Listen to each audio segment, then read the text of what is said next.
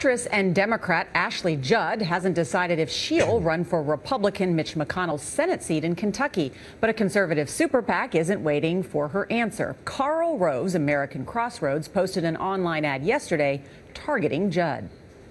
Someone who knows what's good for us. Obamacare has done so much for us right here in Tennessee. Someone who shares our values. I got radical. I've been progressively and delightfully radical. Someone from out of state who understands us hillbillies. I don't know a lot of hillbillies who golf. Hillbillies, hillbillies, hillbillies. Her own grandmother says she's a Hollywood liberal. But isn't that what we need? Ashley Judd, an Obama-following radical Hollywood liberal who's right at home here in Tennessee. Kentucky. CBS News political director John Dickerson is in Washington. John, first of all, I thought the election was over. Now I feel like we're not more campaign ads already again. But why target somebody who hasn't even said that they're running for the seat?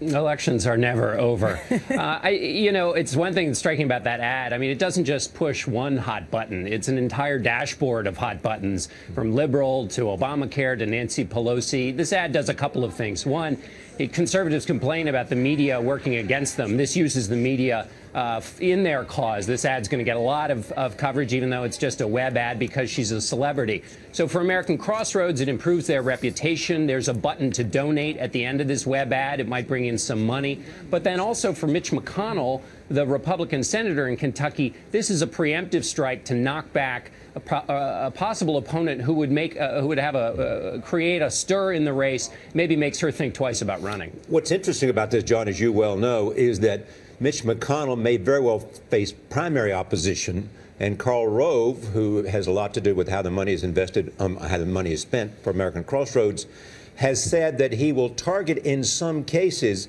Republicans unlikely to win who may defeat people who have a real chance to win, especially incumbents.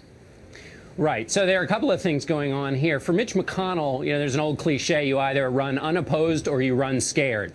So why is he taking on Ashley Judd? Well, he might be able to win against her, but it would be an expensive and distracting race and very unpredictable.